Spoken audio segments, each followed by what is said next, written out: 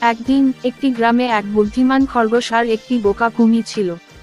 খরগোশটি নদীর পাড়ে এসে কুমিরটিকে বলল, হে কুমির, তুমি কি আমাকে নদী পার করে দিতে পারো? আমি তো সাঁতার জানি না। কুমিরটি ভাবল, আমার একটা শিকার পাওয়া যাবে। সে খরগোশটিকে বলল, তুমি আমার পিঠে চড়ে বসো, আমি তোমাকে পার করব। খরগোশটি কুমিরের পিঠে চড়ে বসল।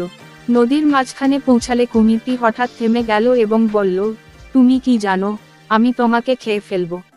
খরগোশটি হেসে বলল, তুমি আমাকে খাবে, কিন্তু আমি আমার মিষ্টি শব্দ ব্যবহার করে তোমাকে বন্ধু বানিয়ে ফেলব। কুমিরটি অবাক হয়ে বলল, তুমি কি বলতে চাও? খরগোশটি বলল, যদি তুমি আমাকে খাও, তবে তুমি আমার মিষ্টি গল্পগুলো শুনতে পাবে না। কুমিরটি খরগোশের কথা শুনে এতই মুগ্ধ হলো যে সে তাকে নদীর অন্য পারে নামিয়ে দিল এবং বলল, তুমি খুবই চালাক। তারা পরস্পরকে হাসি ঠাট্টা করে বিদায় জানালো এবং খরগোশটি নিরাপদে বাড়ি ফিরে গেল।